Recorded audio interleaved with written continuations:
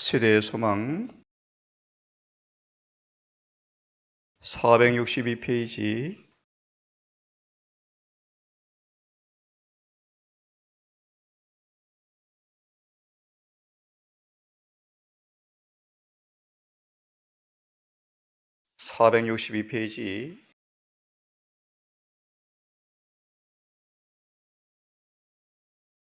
예수께서 일어나 바로 앞줄을 좀 봅니다.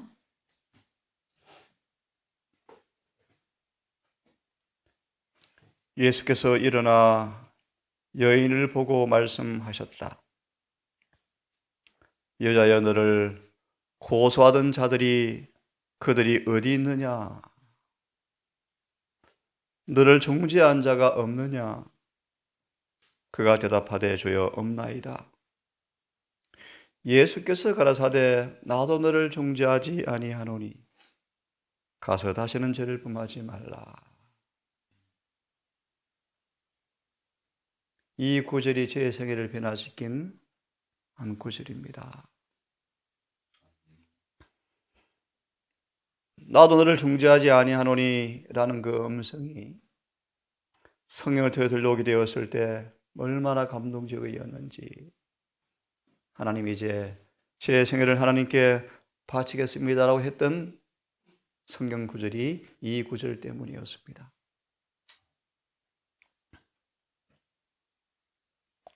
이 여인의 마음속 이 구절이, 이 말씀이 어떻게 성령으로 역사되었기에,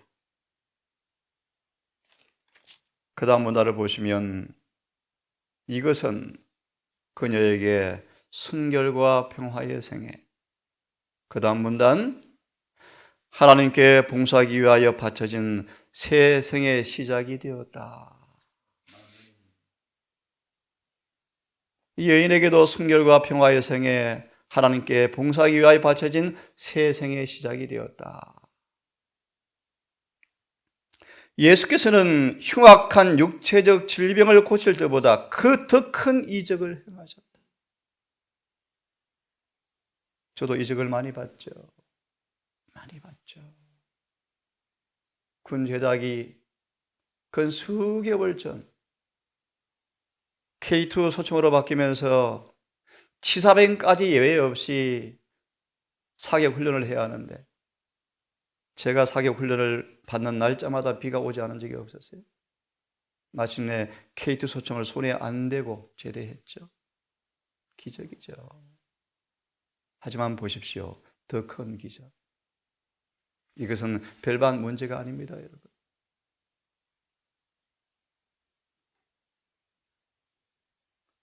어떤 흉악한 육체적 질병을 고칠 때보다, 아신 것처럼 10명의 문득병자가 나왔지만 한 명만 돌아오죠. 가버나움아, 하늘까지 높아지겠느냐? 고라세나 베세다야, 네가 어떤 더 큰 권능을 행하여 너희가 회개하느냐?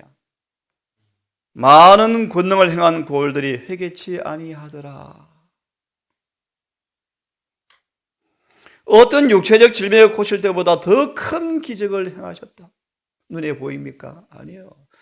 여인아, 나도 너를 중지하지 아니하노니 다시는 가서 죄를 범치 말라는 말씀의 능력이 기적을 일으켜버렸어요. 그렇죠? 온 마음으로 받을 때, 사일전 2장 13절입니까? 하나님의 말씀을 받을 때 사람의 말로 하지 아니하고 하나님의 말씀으로 받을 때 말씀이 즉시 살아서 역사하느니라. 살아 움직여버렸죠. 베데스다 38년 병자처럼 의지가 동의하고 믿음이 승낙하자 그 진리의 말씀이, 일어나 걸어가라는 그 말씀이 그대로 전달되어지면서 근육과 신경의 힘이 전달되어지면서 일어서 버린 것처럼, 복음의 능력, 베드로전서 1장 22절의 말씀, 그래서 복음을 능력이라고 말한다. 그분의 말씀은 살았고 운동력이 있죠. 그분께서는 영원한 죽음에 이르는 영적 질병을 고치셨다. 아멘. 이것이 의료 선교사업의 본질입니다. 그렇죠? 본질입니다. 회개한 여인은 그분을 가장 신실히 따른 사람들 중에 하나가 되었다. 이 여인 하늘에 가면 꼭 만나겠죠. 얼마나 놀라운 은혜입니까? 자, 희생적 사랑과 헌신으로 그녀는 예수님의 용서해 주신 은혜에 보답하였다. 마태 19장 주석에 이 구절을 다른 말씀으로 인용하시면서 예수께서 구원하시는 방법은 이 방법밖에 없다. 은혜에 보답하였다. 이 여인을 용서하시고 고상한 생애를 하도록 격려하신 일 가운데 예수님의 성품이 완전한 의의 아름다움으로 빛났다. 무슨 뜻이죠? 로마서 3장 26절의 말씀이에요. 그도 이루시고 예수를 믿는 자도 의롭다 하셨죠. 네? 율법의 요구를 감수하지 아니하시고 죄책을 경감하지 아니하면서 정죄하지 아니하면서 도리어 구원하시는 그 은혜의 능력, 막힌 것이죠. 그렇죠? 읽으면서 설명을 드리겠습니다. 죄를 가볍게 여기거나, 그렇죠. 심판날의 이방인들이 당신을 믿는 사람들의 죄를 어떻게 처리하셨습니까? 라고 묻는답니다. 그걸 염두하시고 주님께서 출애굽기 32장의 사건을 기록하셨죠. 예수를 믿는 사람들의 율법을 범해도 나는 처벌한다. 그것이 공의다. 금송아지 우상숭배의 사건이죠. 율법 없는 이방인이 율법을 범할 때 율법 없이 망하지만 율법 있어 범죄한 사람은 율법으로 정죄를 면치 못하죠. 죄를 가볍게 여기거나 죄책감을 경감시키지 않는 동시에 정죄하지 않고 구원하려고 노력하신다. 다윗이 이걸 깨닫고요, 하나님의 채찍에 자비를 바라보면서 위로를 느꼈죠. 다윗아, 너 어떤 매점 맞을래? 하나님 직접 때려주는 회초리 맞을래요? 인간의 자비에는 못 인정하지만 정말 그분의 자비에는 채찍을 들고 있지만 무한한 자비를 보았죠. 어제 보았습니다. 에레미야 30장의 말씀. 내가 너를 진멸하던 이스라엘을 흩었던 이방인들은 진멸한다 할지라도 나는 너희를 진멸하지 아니하리라. 하지만 너를 공도로 징책하여 무지한 자로 여기지는 아니하리라. 70년간 바벨론의 포로로 끌려가서 고생과 역경을 통하여 순종을 배우게 한 다음에야 그들을 치료하시고 다시 구원하셨죠. 세상은 곁길로 나간 여인에게 멸시와 조롱밖에 보내지 않았지만 예수님은 위안과 희망의 말씀을 하신다. 무지하신 분은 죄의 연약함을 동정하고 그에게 구원의 손길을 뻗치신다. 위선적인 바리새인들은 비난하지만 예수께서는 그녀에게 가서 다시는 죄를 짓지 말라고 당부하신다. 요한복음 8장, 요한복음 9장, 성경에 2번 나오죠. 더 심한 것이 생기지 않도록 다시는 가서 죄를 범치 말라. 소경에게 하신 말씀이었죠. 요한에서 2장 1절의 말씀. 내가 이거를 쓰는 것은 너희로 죄를 범치 않게 하려 함이라 주님의 뜻입니다. 좀 이따 보겠습니다. 주님은 죄를 범치 않을 만발의 준비를 해두고 계신다. 이렇게 큰 은혜를 받았은 적 죄를 지어서야 되겠습니까? 그럴 수 없느니라. 가오를 범한 자들이 타락의 길로 가도록 내버려 두고 그들에게서 눈을 돌리는 사람들은 그리스도의 제자가 아니다. 다른 사람들을 고발하는 데 앞장서고 그들을 재판하여 처벌하는 데 열중하는 자들이 오히려 그들의 생애는 그들보다 더 죄가 많을 수가 있다. 많다. 사람들은 죄는 사랑하면서 죄인은 미워한다. 그러나 그리스도께서는 죄를 미워하고 죄인은 사랑하신다. 이것이 그리스도를 따르는 모든 사람들의 정신이 되어야 한다. 그리스도의 사랑은 비난하는 데는 느리고 알이 없어야죠. 회개하는 자를 분별하여 용서하고 격려하고 방황하는 자를 거룩한 길로 인도하여 그의 발이 그 길에 머무르도록 하는데 신속해야 한다. 잘 아시는 말씀을 좀 다시 보겠습니다. 미가서 7장 7절과 10절을 다시 읽고요. 18절, 19절을 읽겠습니다. 오직 나는 여호와를 우러러보며 미가 누가 저와 같은가? 미가라는 단어가 18절에서 따왔습니다. 주와 같은 신이 어디 있으리까? 이게 미가 뜻입니다. 미가. 다시 돌아와서요. 오직 나는 여호와를 우러러보며 나를 구원하시는 하나님을 바라보나니 나의 하나님이 나를 들으시리로다. 나의 대적이여 나로 인하여 기뻐하지 말지어다. 나는 엎드러질지라도 일어날 것이요 어두운데 앉을지라도 여호와께서 나의 빛이 되실 것이미로다. 내가 여호와께 범죄하였으니 주께서 나를 위하여 심판하사 신원하시기까지는 그의 노를 당하려니와 주께서 나를 인도하사 광명에 이르게 하시리니 내가 그의 기가 막힌 말씀이죠. 의를 보리로다. 고난의 풀물을 통하여 죄 없다 하지 아니하시고 야곱을 끝내는 이스라엘로 변화시키시죠. 다시 말 의를 보리로다. 그럼 의를 보리로다. 대신 들어앉는 야곱이 이스라엘로 바뀌어 버렸죠. 의가 드러났죠. 10절 나의 대적이 고난의 풀무와 칭책을 통하여 마침내 실현되어서 연단되어서 없을 것보다 더 귀한 의가 반사되어지는 것을 바라보면서 마귀가 오히려 부끄러워하리니 그런 뜻입니다. 부끄러워하리니. 그는 전에 내게 말하기를 내 하나님 여호와가 어디 있느냐? 라고 조롱하던 자였죠. 그가 거리에 이제는 진흙같이 밟히리니. 대속죄 대제사장이 성소를 나오면서 성소 동편 입구에 쌓았던 재를 발로 밟고 나오죠. 거리에 진흙같이 밟히리니.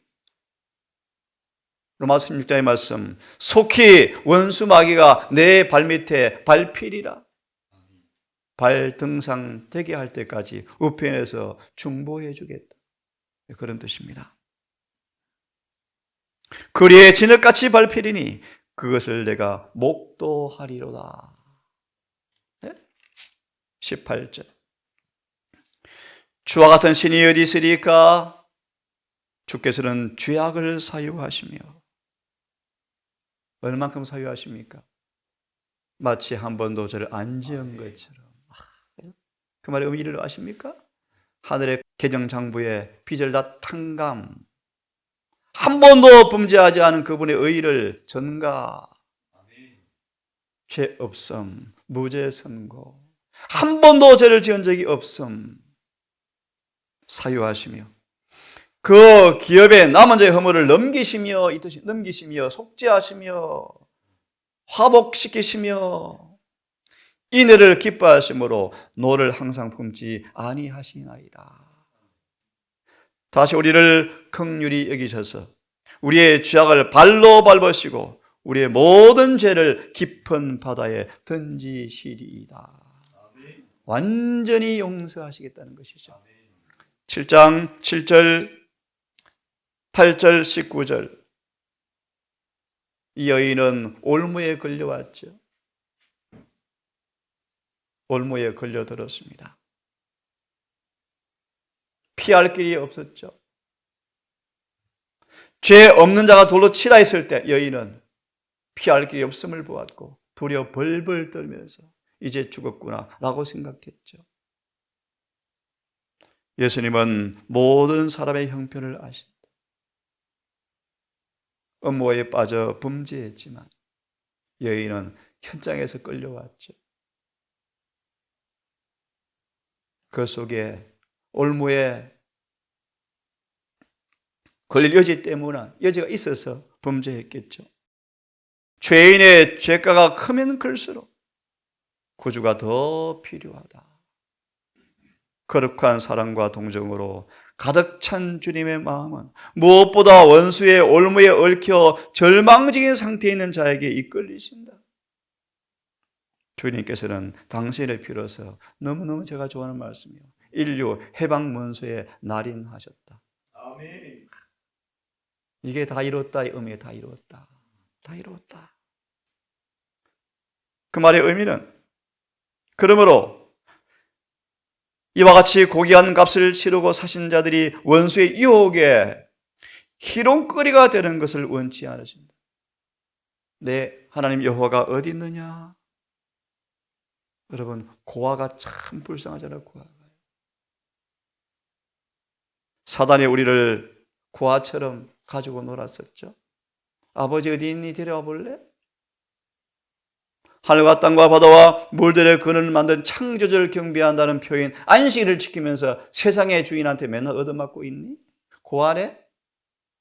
주님은 우리가 희롱거리가 되는 걸 원치 않으신다. 네?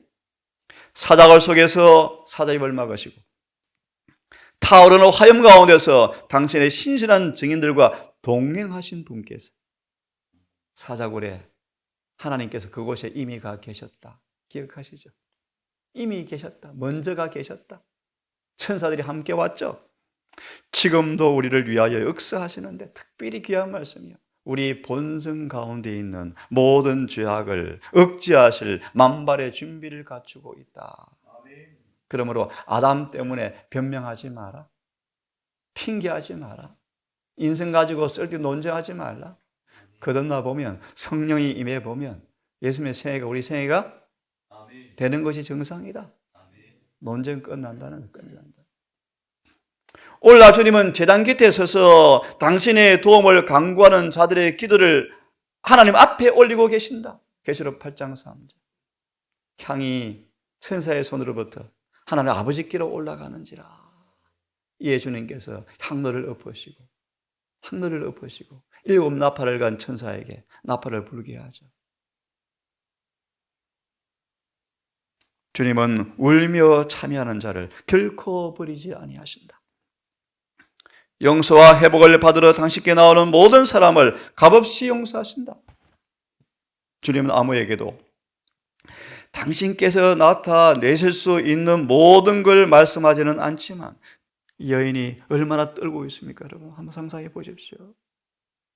여러분, 주님은 떨고 있는 영혼에게, 지금 여인이 얼마나 떨고 있습니까? 죄 없는 자가 돌로 치라. 떨고 있는 영혼에게 용기를 내라고 분부하신다. 누구든지 원하는 자는 하나님의 능력을 붙잡을 수 있으며 하나님과 화평할 수가 있다.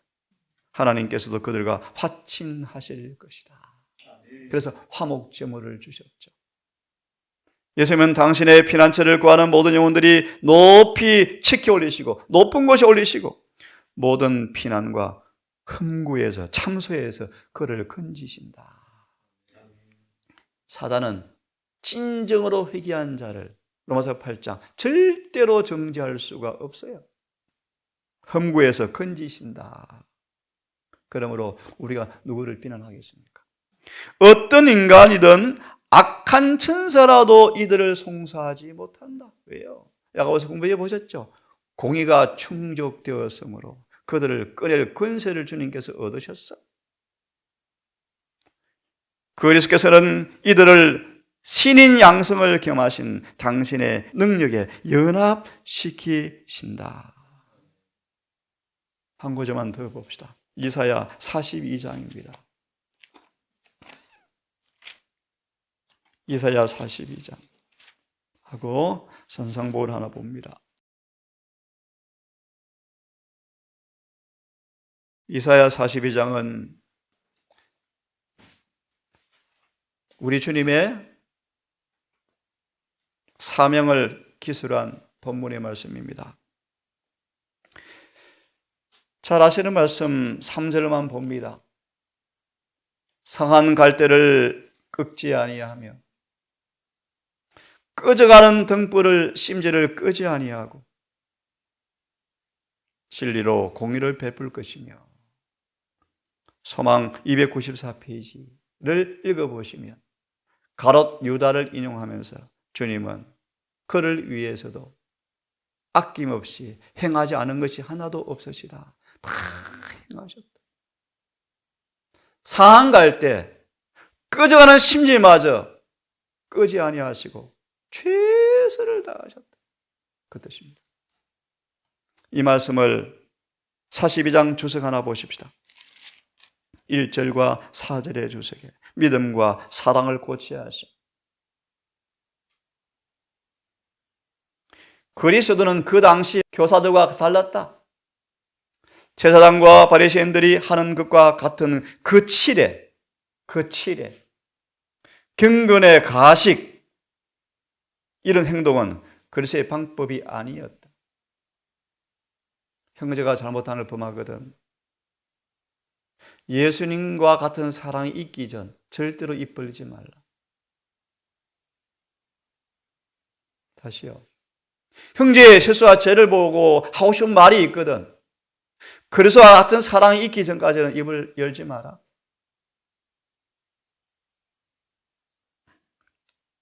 거칠에 가식, 주의 방법은 아니었다. 그리스도께서는 제사장들과 통치자들이 하는 일을 보셨다. 고통당하는 자들, 고민에 시달리는 사람들, 도움이 필요한 사람들은 그 사람들을 비난과 책망의 말로 내쳐버렸다.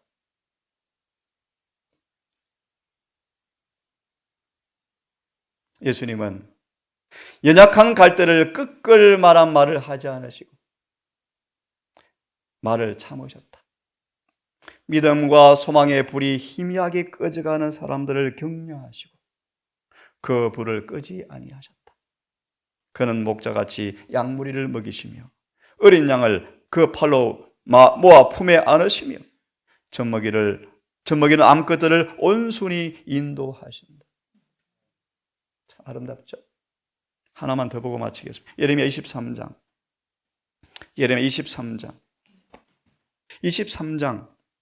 1절만 보면 나 여호와가 말하노라 목장의 양무리를 멸하며 흩는 목자에게 화 있으리라.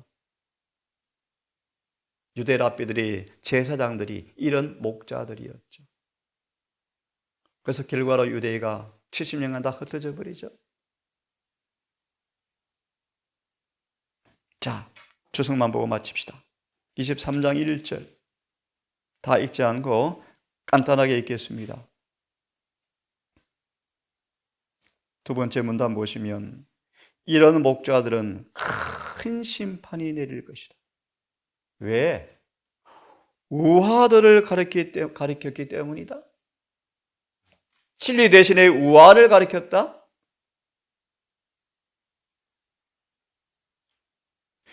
빛을 보고 죄를 깨닫지만 구원 문제를 목사들에게 위탁해온 교회 신자들은 심판 그날에 그들을 주님께서 대속할 수 없다는 사실을 알고 가슴을 치고 울겠죠. 나는 잃어버림을 당했다. 영원히 잃어버림을 당했다. 사람들은 거짓을 하고 진리를 중재하던 목사들을 갈기 찢을 수 있었으면 하고 생각할 것이다. 이 시대를 위한 순수한 진리는 생활의 계획을 요구하지만 그들은 진리의 사랑에서 스스로를 분리시켰다. 그들에 관해서요, 오 이스라엘아 내가 네 자신을 망하게 하였도다. 예, 책임은 자신에게 있죠. 사실은 왜 성경 안 봤습니까? 왜 정언을 연구하지 않았습니까? 주께서 백성들에게 한 기별을 보내신다. 나팔을 내 입에 댈지어다. 대적이 독수리처럼 여호와의 집에 덮치리니 이는 무리가 내 언약을 어기며 내 율법을 범함이로다. 둘씩 짝을 지어서 우리 동사를 위해 서로를 위해서 이 교회를 위해서 함께 우리 기도하십시다.